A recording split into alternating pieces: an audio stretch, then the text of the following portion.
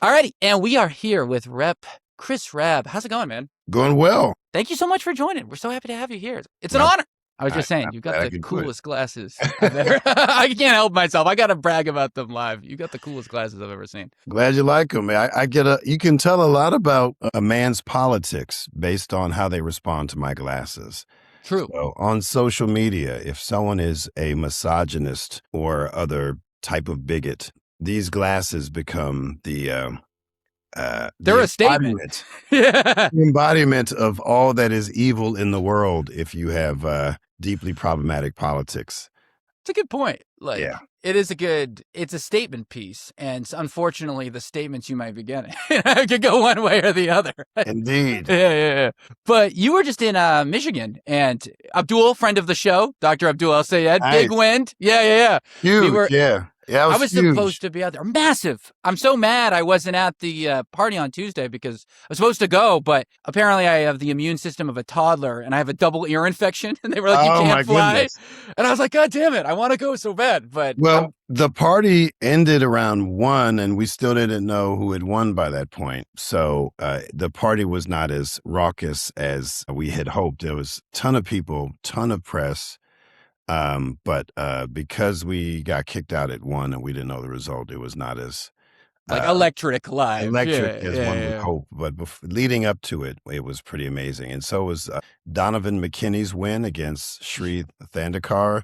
Yep. Come from behind victory against a multimillionaire pro-ICE carpetbagger. Donovan and I were endorsed by DSA, where some of the rare African-American current elected officials who are DSA members who are endorsed, who won our respective Democratic primaries against a lot of institutionalist support of our challengers. Totally. And that's kind of what I was going to ask. You went through this, right? Like you were kind of the first one up this cycle, I guess you could say Zoran, but on the federal level, at least, Yeah, and this year our primary here in Philly was on May 19th, Malcolm X's birthday. So that was a good omen. That's cool. Yeah. And we had just come through some, bitter defeats in Illinois and North Carolina. So I was the next one up. So there's a lot riding on this, not just for me, not just for Philly and this congressional district, which is the bluest congressional district in the entire nation, but for all folks who were looking for strong anti-establishment, progressive-minded folks who had similar platforms across the country. And so we beat the Democratic machine by 15 points. And my main competitor was the former chair of the Pennsylvania Democratic Party and the son of a 2-term mayor. So he had the entire political establishment behind him. So this victory, and by 15 points, was just staggering. And a lot of people after Mondani won in the fall were wondering, could this happen in a city like Philadelphia that is not perceived to be as open-minded, and it's, controlled by a very powerful Democratic machine that was not nearly powerful enough to defeat the people. And we pulled it off. And as soon as I won, I just got on the road and I went out to support other progressive candidates. So Adam Homowy in Trenton, and Daria Liza and Claire in New York, and Melat Kiros in Denver. That was amazing. She beat a 30-year incumbent, and she's just 29. Yeah, she's a beast. Like an absolute beast. It's unbelievable. Yes. Yeah. And then Melat and I went out to Detroit a month ago to help out Donovan McKinney. And we came back to help him, and of course Abdul El-Sayed and Will Lawrence. Yep, Will with a huge win. Won in a purple district. So now he and Abdul are going up against Republicans in the general. Tonight, Justin Pearson will secure the Democratic nomination for Congress in the Memphis area, and will be going up against the multimillionaire MAGA Republican in November. So we're going to be coming out and stumping for him. We got Mai Vang and Randy Villegas in California, Sacramento and Bakersfield, respectively. And we keep in touch with each other. We support each other. We help each other. And I've been in politics a long time. I've been in the state legislature for 10 years, but I've never felt this level of camaraderie and solidarity and momentum and electricity from people who want to be part of something, people who are not waiting for things to happen to them, but are making things happen for us and by us. And that's very powerful. So that's the vibe. Every state I've gone to, they all know what happened in Philly. They know what's happened in every previous primary, and it's just growing. So I'm very excited about our prospects for November and for governing together in January. 100%. And you're so right that the camaraderie, I mean, I've never seen anything like this, or where it's like, man, the group chat's gotten big, you know what I mean? In a way, like it's really like so much good juju from everybody in the room. And yeah, it's such an interesting, I guess, difference, but interesting vantage point you've had as being someone who was in state government so long and watching people right? You got the mayor campaigning against you, and it's like, these guys, and it's weird.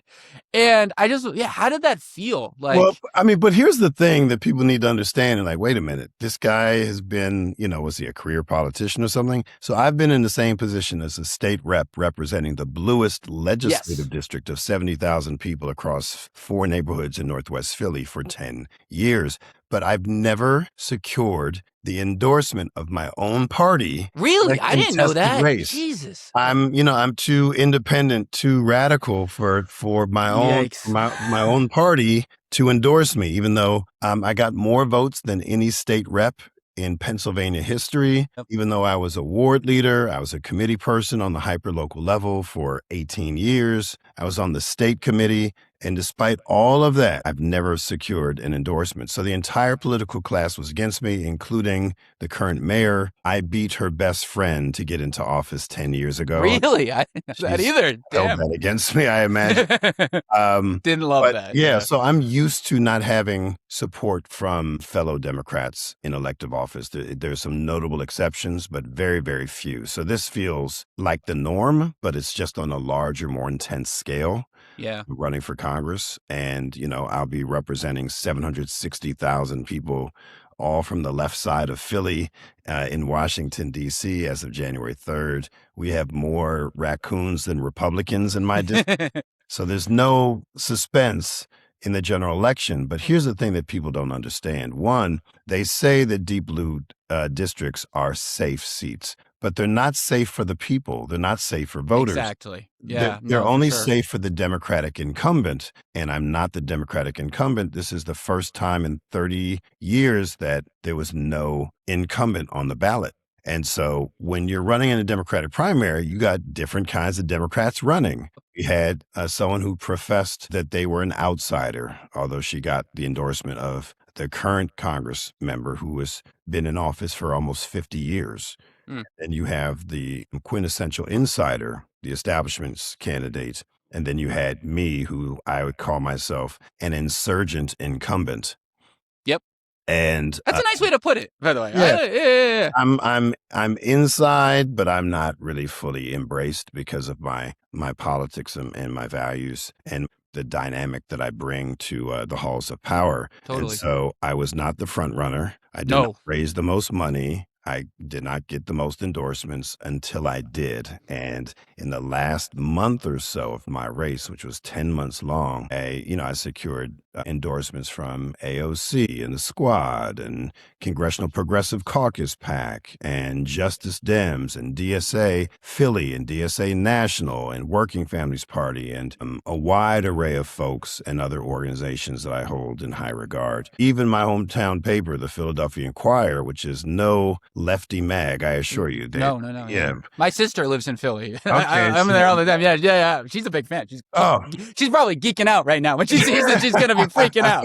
This is going to be she's a huge fan of yours. So that's wonderful. That's wonderful. But towards the end of the race, the momentum picked up. I started getting kind of national attention and people were like, oh, they're good people running who share my values. How can I help? So I started getting money, like $1 here, $5 here from young people in particular. And what's so ironic about it is at one point, because there was no incumbent on the ballot, so people's like, I got to shoot my shot.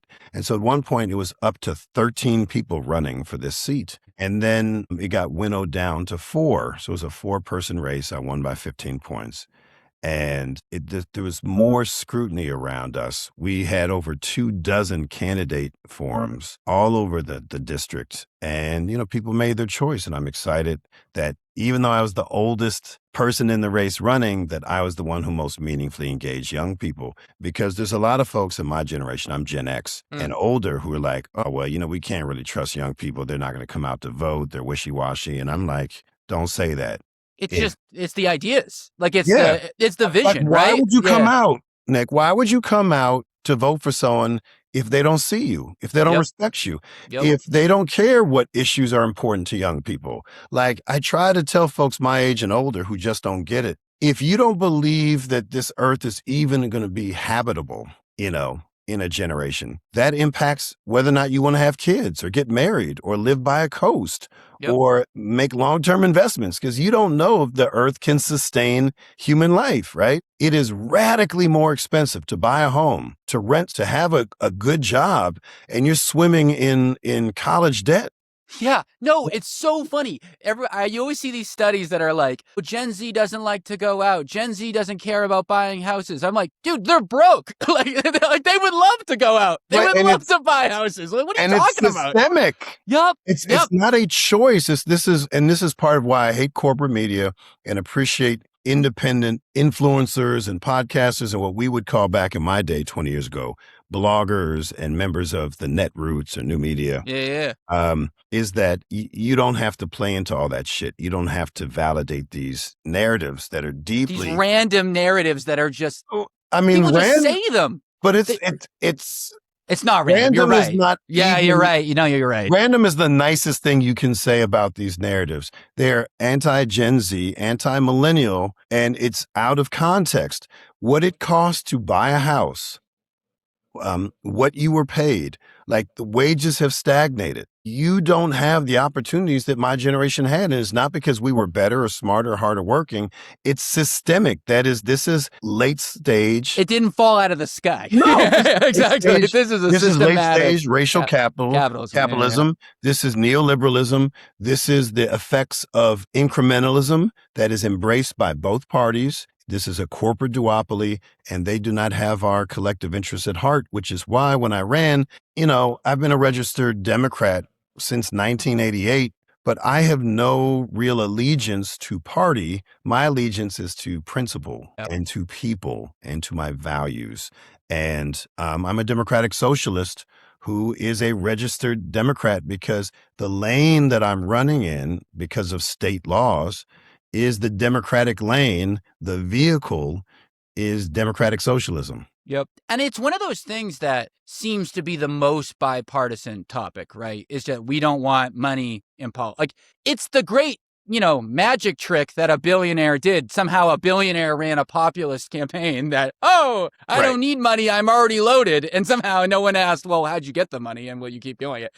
But I think people undersell that a lot of the MAGA folks, there's a lot of reasons why they do what they do. But one of the reasons, I think, is they really bought this narrative of he's so rich, he doesn't need PAC money. And I think people understate that as like why there were so many Bernie and Trump people who voted together and why Abdul did so well in these districts that voted for Trump. And they're like, how is it possible? And I think it's this weird it's not weird, but like interesting litmus test that's kind of going out. And I wonder when that will get through the skull of a lot of my friends who work at DC, and like why they don't understand that just people are grossed out about the money part a lot. Like, and we're also intrigued by novelty. Like, so in Pennsylvania, we're dealing with the post-traumatic stress disorder associated with John Fetterman.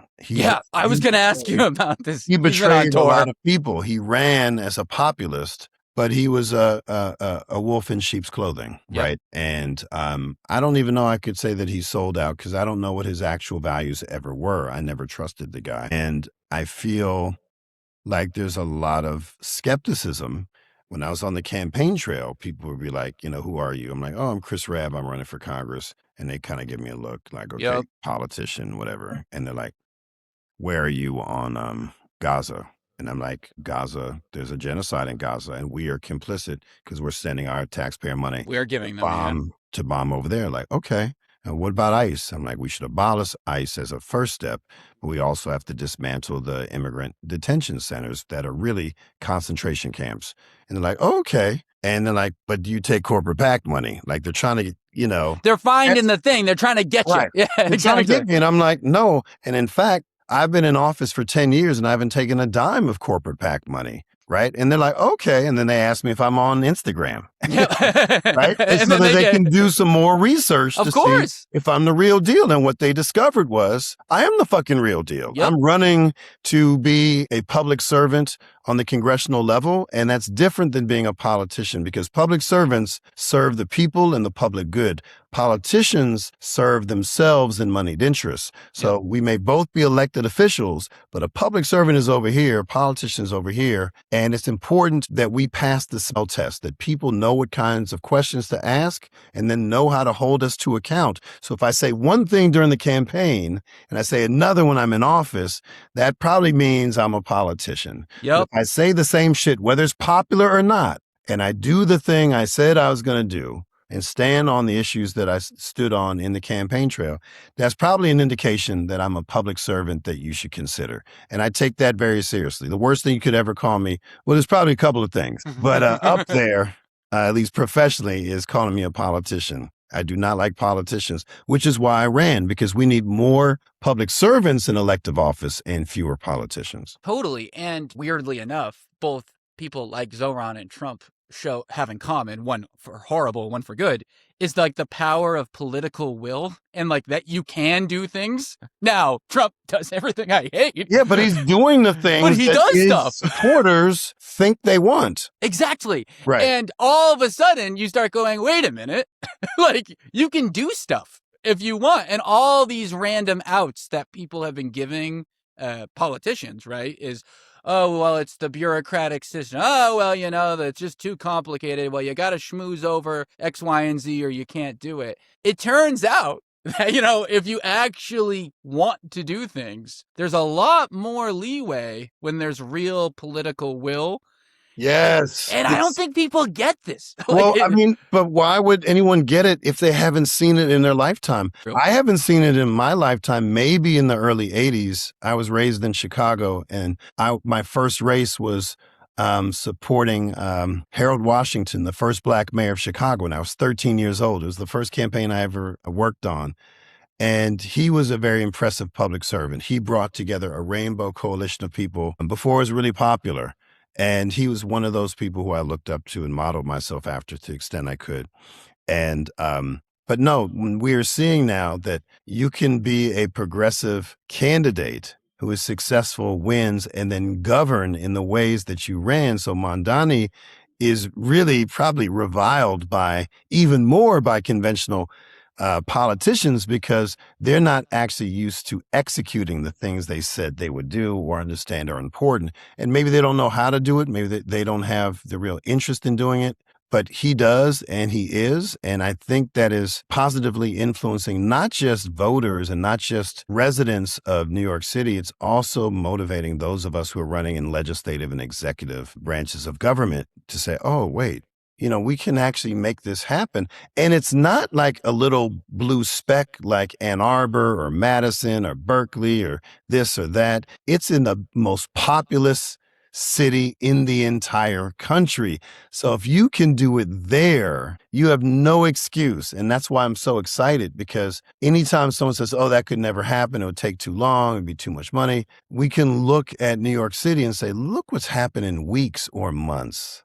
Yep. We certainly can do it if we have the political will, like you said. And the flip side, on the bad level, you could say, like, no one wanted the Iran war, and yet they can go, all of a sudden, will money out of nowhere. It's like, all of a sudden. And I just want people to remember they always have the money. You know what I mean? Like this idea that they don't have the money always cracks me up. We always find money for war. We always find money to bail out the fat cats, right?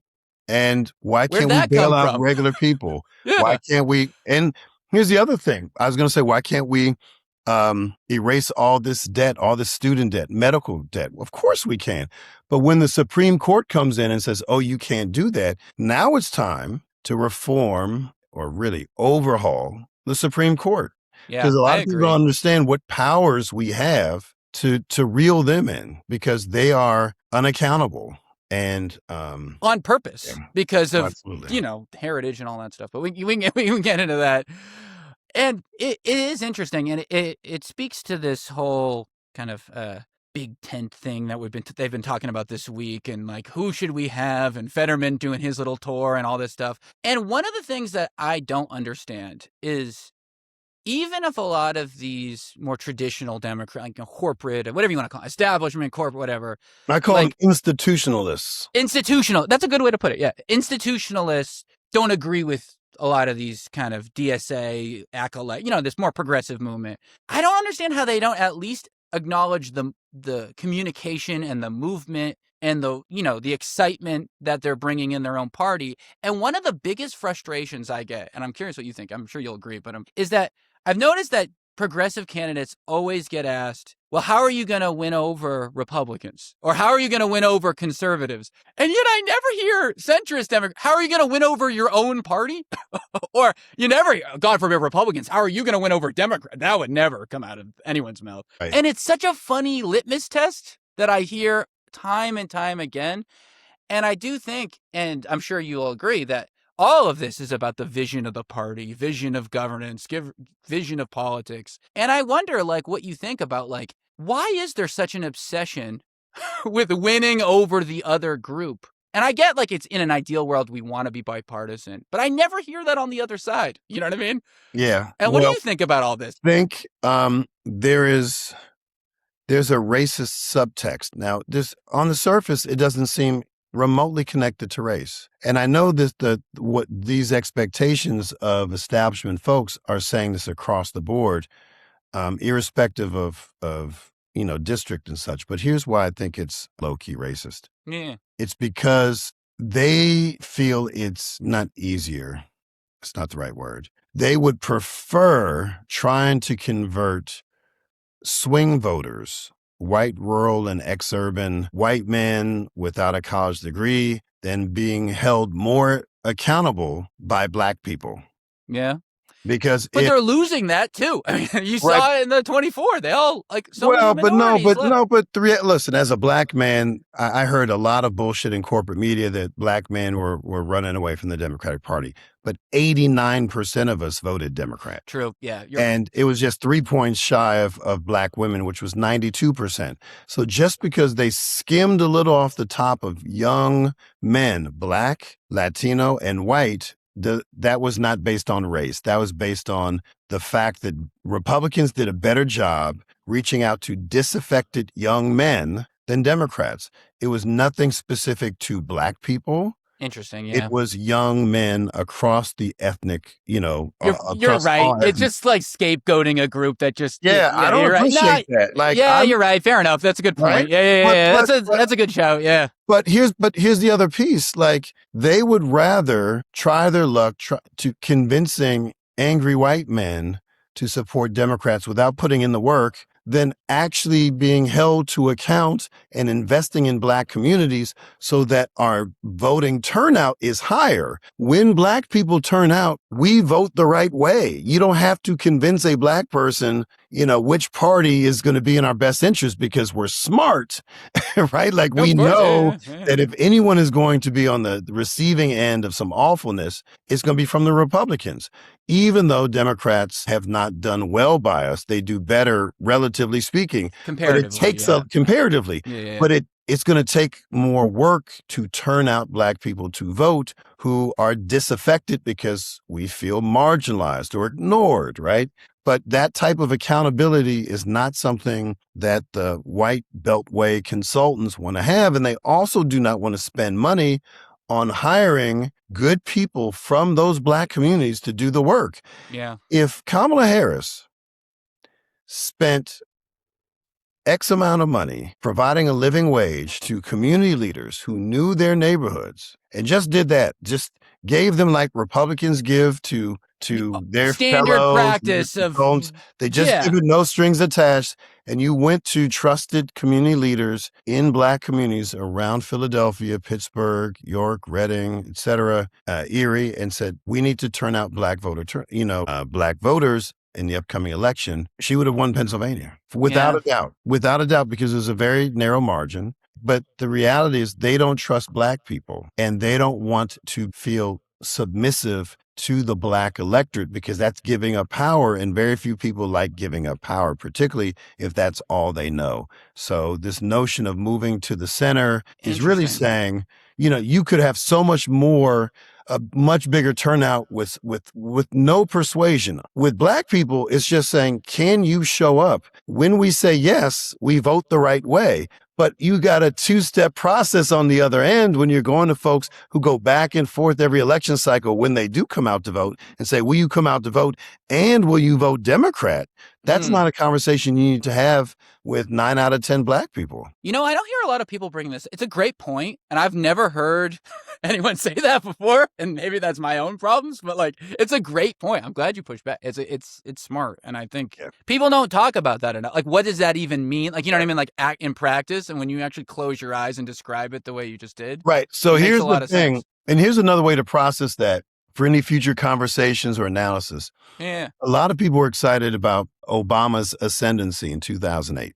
Right. And then for a lot of white people, it's like, oh, my gosh, we have such an articulate and principled and competent Black person. Isn't America wonderful? He's going to be at the top and he's going to make all this change. And that's the wrong approach. The right approach is that we have a diverse base where everyone has this. It's basically the principles of DEI, right? If you have diversity, equity, true equity, and inclusion on the base level, if you have that, it will positively influence. It all bubbles up. Change, yeah, exactly. Right? But if you have someone on the top and you don't have that level of connectedness and sense of belonging and investment in communities, it's not going to trickle down. No, I mean, nothing seems to trickle down. No, exactly. Yeah. It needs to bubble up from the bottom. No, and for that's sure. something that a lot of well-meaning people don't understand, that's more performative.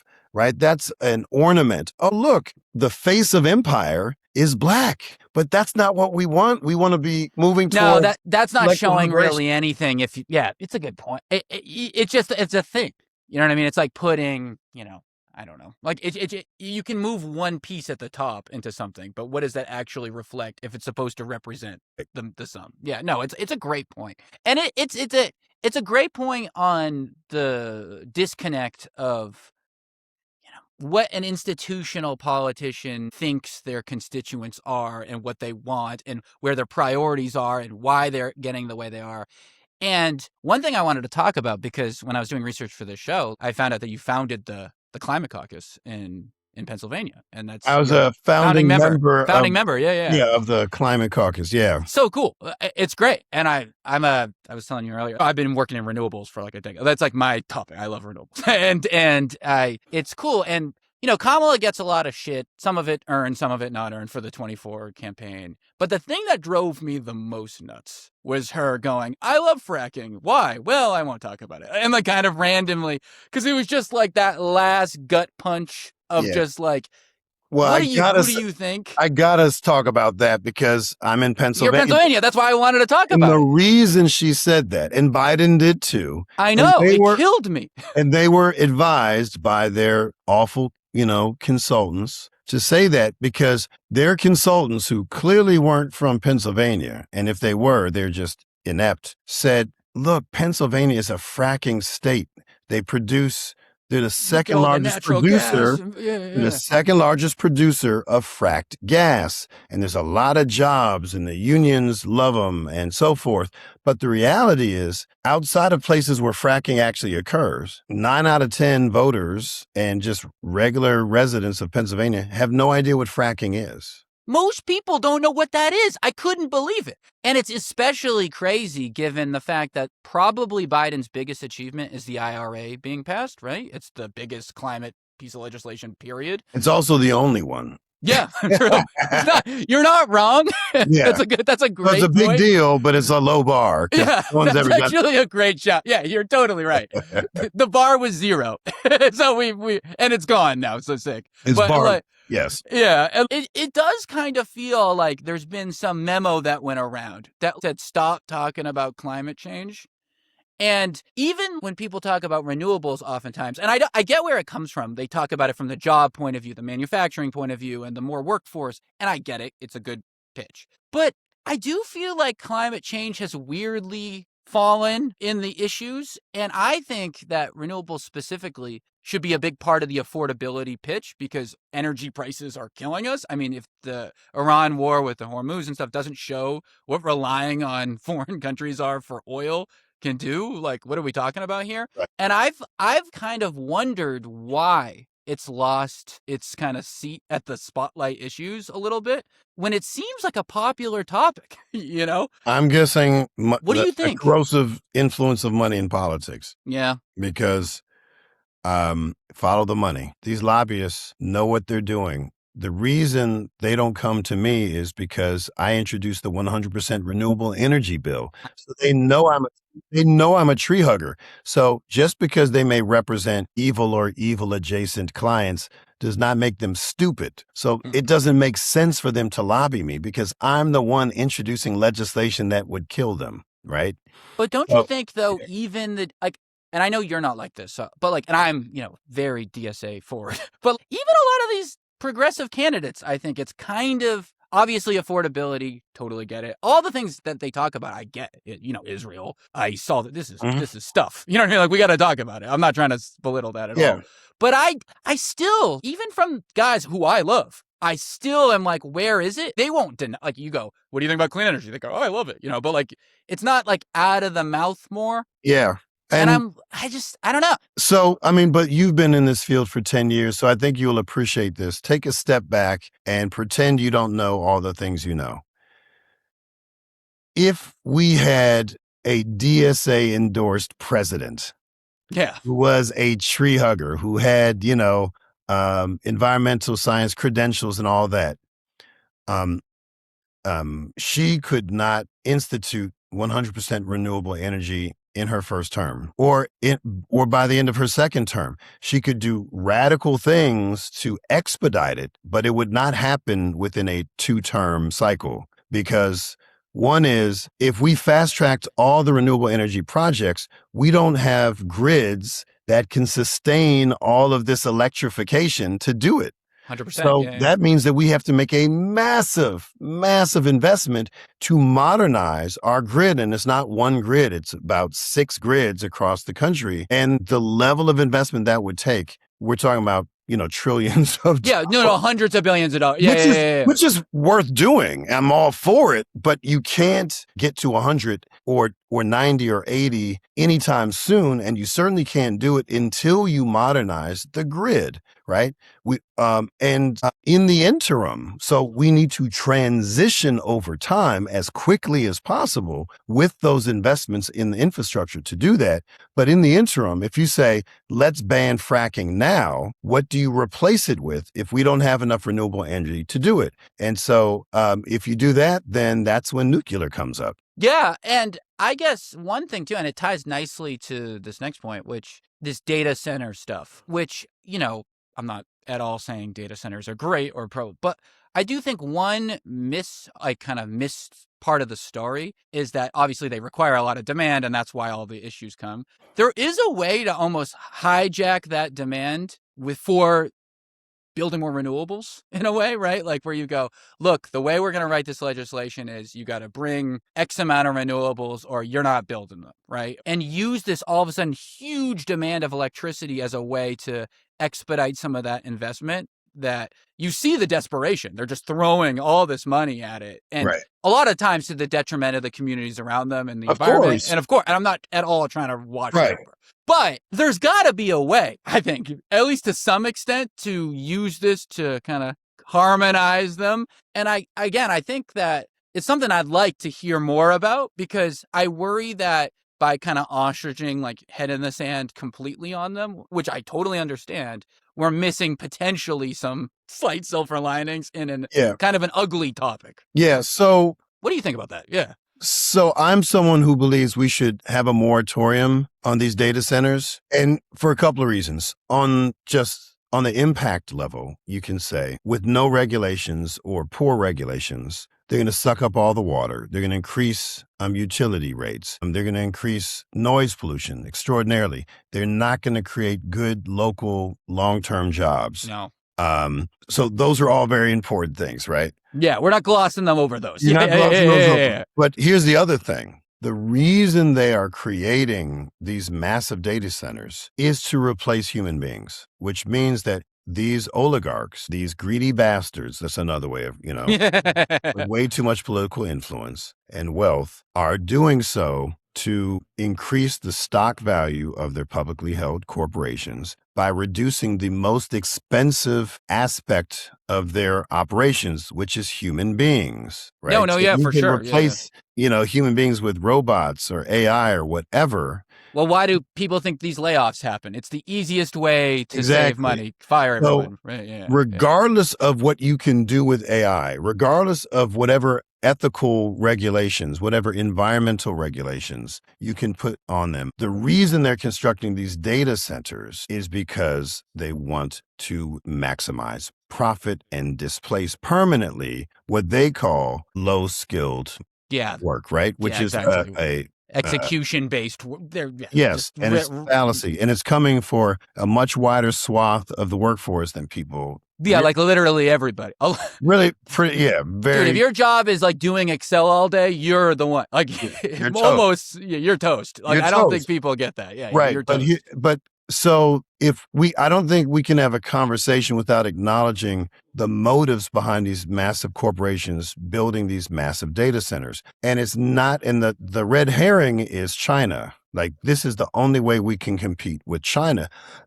But I don't accept the premise of that assumption or that fear. I don't believe China is the enemy when it comes to AI or innovation. I believe there's opportunities to collaborate. And that's not coming from a place of idealism. We collaborate all the time. No, I completely agree. Right? 100%. We collaborate all the time in business, in science, etc. So here's the other piece with regard to AI itself. Yeah.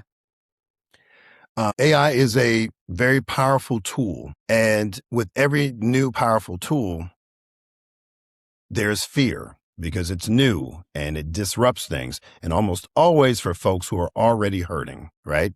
And so we need to be very, very careful about the adoption of these new tools. But the tool in and of itself is not inherently bad. So there are ways of using AI that don't destroy the artisan class, that do not destroy the environment, do not destroy our privacy and our autonomy as human beings. There are ways of doing it, but no matter how innovative those ways are, it does not require these massive data centers. And in fact, they're probably going to be semi-autonomous, like personal, hyper-local entities to do that. And some of them already exist, so that you basically have your own data center, but instead of it being 17 football fields large, the size of a printer in your home, and it's not taking up a lot of energy, and it's not stealing the intellectual property of authors and artists and such.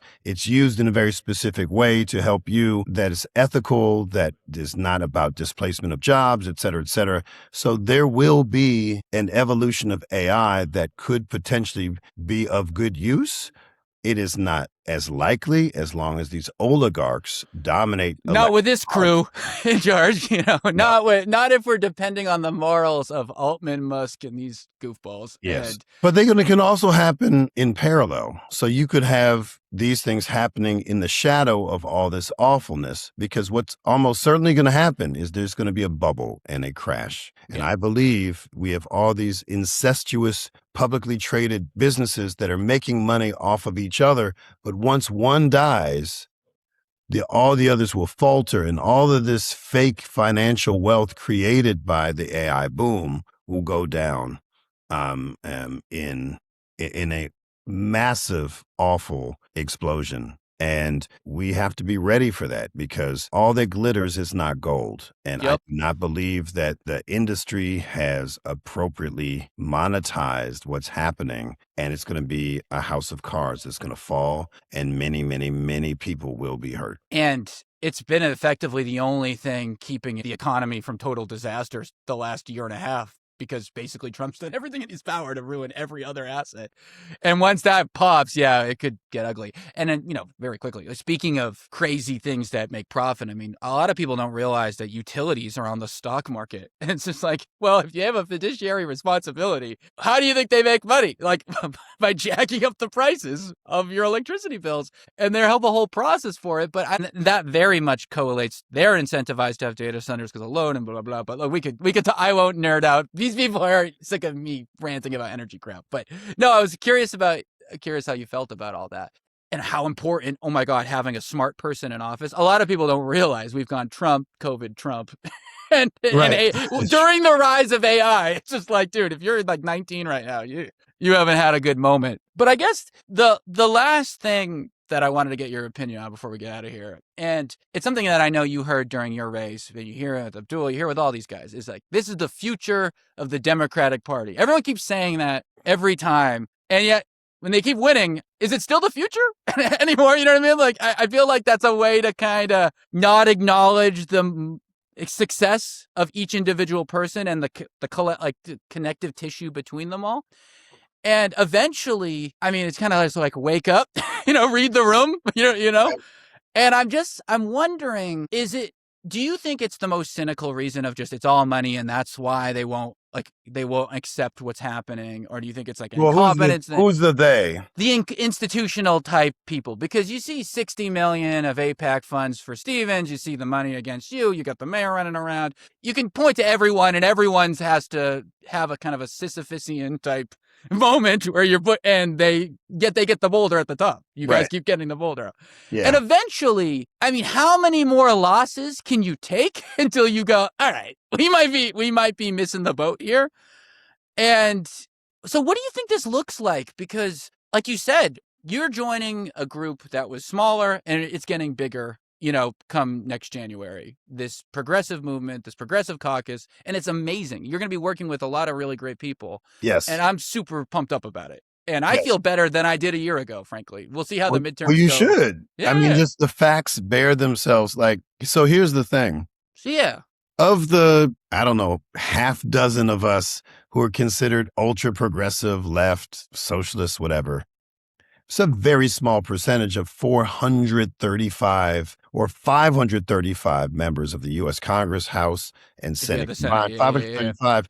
And there's like 5 of us. Maybe there'll be 10 of us coming in. That's a really small percentage, but we're freaking out the establishment. The institutionists are running with great fear and anxiety because they know that movements build with no consideration for political boundaries or physical geography, or state borders, that there's something happening here that transcends these congressional districts. And so what that means is they're afraid that we may be influential in terms of governance. And why do I make that assumption? Well, because a year ago, when people were promoting, Palestinian rights and rebuking Israel, in the House of Representatives, you could get like 9 votes. You've seen the change. I know, it's crazy. We have over 100 people voting for a Republican amendment on an anti-Israel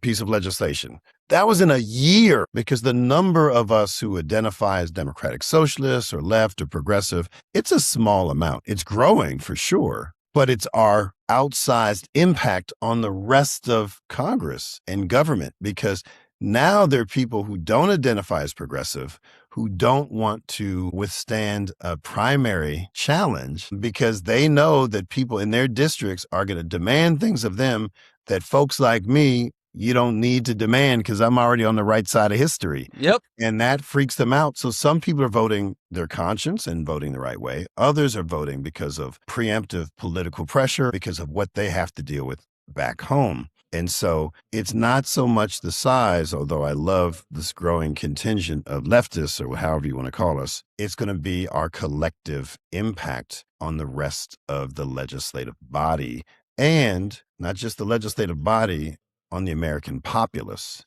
Because there's a lot of people who are either too young to vote, or who are not registered, or who are registered and do not feel seen or feel disaffected, who would be like, oh, well, this is what I've wanted. Now I'm finally seeing people in office who share my values and priorities. Now I'm going to vote. Now I'm going to register. Now I'm going to volunteer. Now I'm going to give $5 to this person because they seem mad cool and like legit and authentic and doing the business. And that scares the hell out of institutionalists because they draw their power from the donor class. They don't draw their power from the people, and it's much harder to organize. It is physically challenging. It is logistically challenging. It's financially challenging. And you don't have the benefit of... you can't just run TV ads. You actually got to go get people to come, hang, show up. It's not easy. It's hard work. So even if you're not opposed to the ideas, but you're just lazy because you just get checks coming in because you're on this committee or you've been in office this long or what have you, it's much harder. I'm on the phone all the time, like asking for money for folks who I could spend 20 minutes talking to them and they give me $25. These folks in Washington, D.C. aren't talking to anyone who's giving them any less than $1,000. No, they don't even pretend you exist. It's crazy. And so, but I get to say that I know the type of people who are supporting my candidacy. Like, I'm held to account. I raised over $1 million. 90% of it came from small donors and not a single dime of corporate PAC money. I'm really proud of that, which means must feel so good. Oh, like it must feel unreal. Like you must be like, damn, we've got it. It feels liberating, and it feels affirming that there's people who from all across the country who are invested in me and my leadership because I represent their collective interests, and that we're doing this together in co-governance. And that's something I take very seriously, but it's a lot of work, and the average incumbent doesn't want to do it. So they just continue to take checks. And it doesn't mean they're bad people. And that's the thing that we have to realize. Like, it's easy to say, oh, they're trash. This Rabb guy, he's the real deal. Yes, I can be the real deal. Yeah. But these institutionalists need an option to get off of that treadmill of taking money from lobbyists and corporate interests. And the way to do that is to show them, not tell them, but show them, this is how I did it. And you can do it too.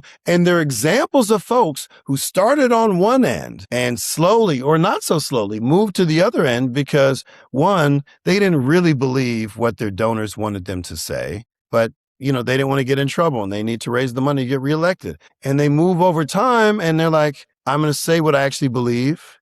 And I'm going to take my hits, but I'm going to be able to raise money and I'm going to be viable in a different way. If I can have that type of influence, along with all these other badasses who are coming into office who don't take corporate PAC money, and the handful who are already in Congress who don't, and say, there's another way while we try to create public financing of campaigns, that's going to be a strategy that we have to embrace. But we can't be like, oh, if you're not like Rabb, you're the devil. Yep. It's got to be open. It's got to be open. You got to build these relationships. It's kind of like Thanksgiving dinner. Yep. There are going to be some assholes around that table. You're going to have your drunk But uncle. you can get them, though. You can get them. It doesn't take, it's easier than people think, I think, to get people to see the light, quote unquote. Like, it's not so hard.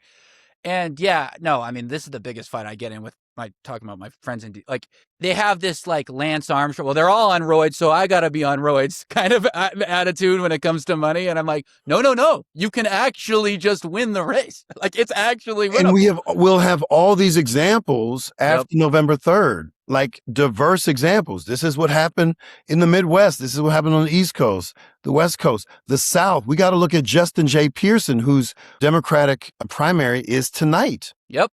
Right? People need to be paying attention. No, you're right. Totally. And if he pulls it off, and I believe he will, because he's an extraordinary young man, great public servant and candidate, when he wins on November 3rd in a purple district, or I don't even know if it's purple, it might be like light red. I think it's red. Like, it would be like a light, like your background. Yeah, exactly. It will show that message, that economic populism, right? That anti-corruption message will resonate even in rural conservative districts. And he's a young Black man. And I think it will work because people are motivated by stories, by narratives, whether they're factual or not. I mean, you think about, a Trump on one end. Dude, look at Trump. I was just going to say, you kidding me? And they then love there's folks who have very powerful stories that are not embellished and are based in reality. Oh, yeah, we can actually be in the real world. Right? Yeah. No, for real, man. So there is great opportunity. And when we win, we can go to the naysayers and say, look, there are multiple paths. You don't have to be in the bluest congressional district in the entire country like Rabb. But you can be in the middle of the country. You can be in Memphis, or you can be in Bakersfield, or you can be in Lansing and win off of these messages and not take a dime of corporate PAC money. And once people see that, it's not about reading a white paper, but it's seeing that. Preach, man.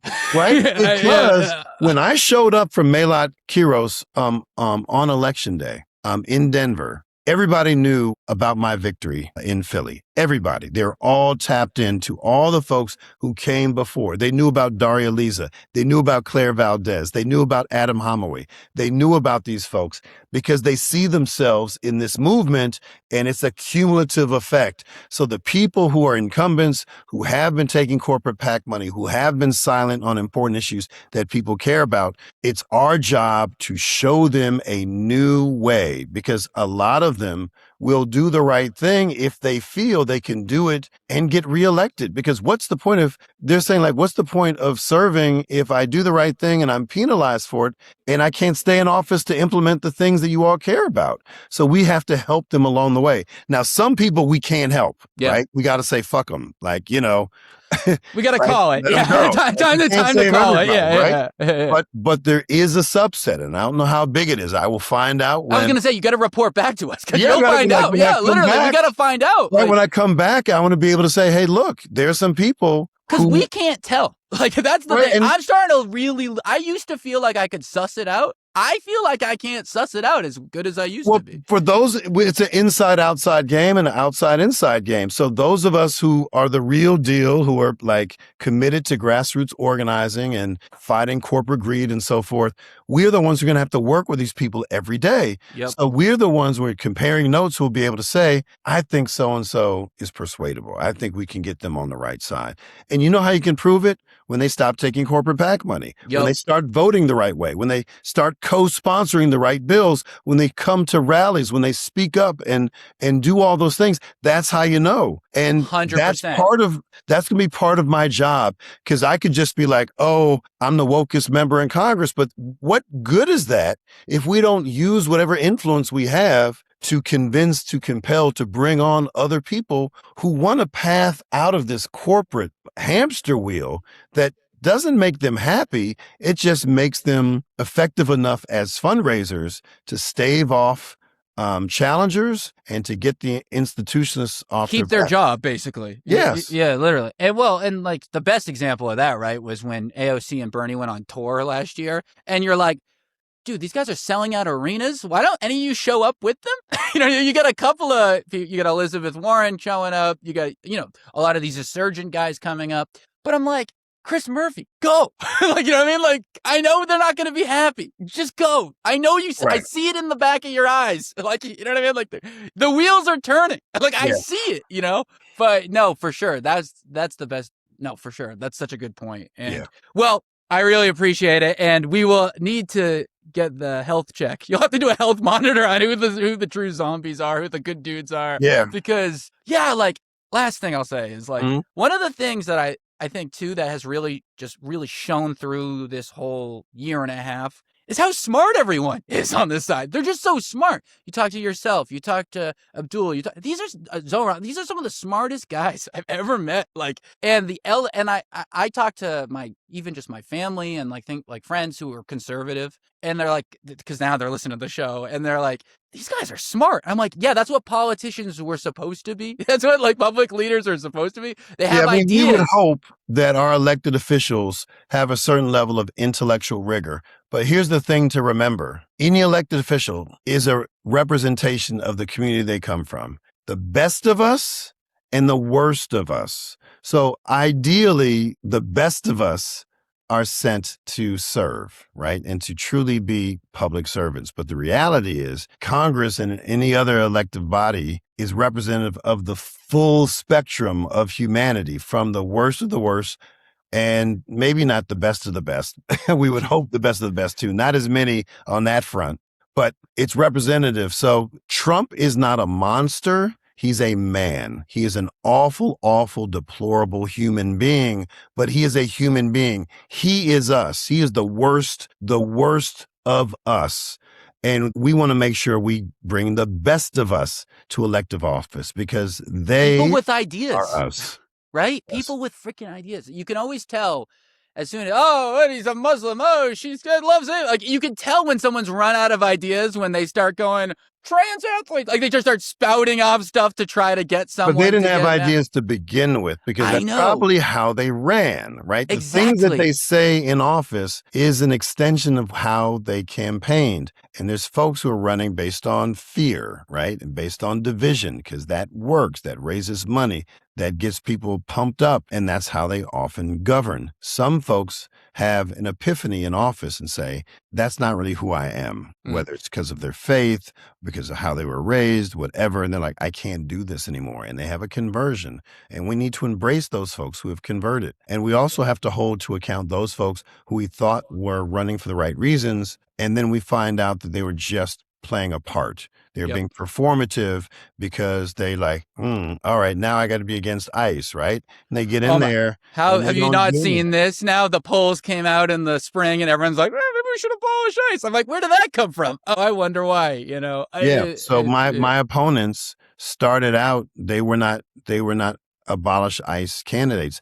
They became abolish ICE candidates within weeks or months of the campaign getting going, because it was such a clear issue that everybody wanted to see, no matter where you were in the congressional district. But it's one thing to say abolish ICE. It's another to have a bill that said we cannot cooperate with ICE. I introduced that bill 9 years ago before it was popular. I'm not a descendant of immigrants. I'm a descendant of enslaved Black people. But I stood up because it was the right thing to do. I didn't do it for political purposes. I did it because I believe in justice for all. And most Democrats ignored my bill. They did not co-sponsor it. But 9 years later, I get to say, while you all are just waking up to the evils of ICE, I introduced substantive language or actual legislation. That, gives you a sense of what my actual values are. Yeah. Well, and you can be clear-eyed when you see what you're seeing, because you don't have to worry about whatever. You know what I mean? Like, whatever. Like, what about this? What about that? It's always something. They can always find some reason to not do something. Anyways, I highly encourage people listening to your book, Invisible Capital, is very good. I think people should read it. And I mentioned Donald Trump on the very first page of my preface. And it came out in 2010, a year before he started talking about birtherism and Obama was not born in the States. I wrote that, and my editor said, reading the manuscript, and she was like, hey, you're coming in kind of hot on this guy. Yeah, but you come in hot. I like that you come in hot. And she's like, can we pull back? You're like, because it just seems like you're really coming at this guy. And I said, I'm not taking any of it out. You should be lucky I didn't devote a whole chapter to this guy, because basically my book is about modern day U.S. business and entrepreneurship through the lens of structural inequality, and how we can build an entrepreneurial class that's not based on predation and exploitation, but it's based on community wealth building. Yep. And I'm really proud of it. And a lot of the things that I wrote about in the book, I went on to teach at Temple University, and will be introducing legislation based on my background around social enterprise and collectivism, because we have an amazing history of that in this country and beyond that we have to institute, because there's a difference between commerce and capitalism. Capitalism is inherently exploitative now more than ever, particularly the U.S. version of racial capitalism.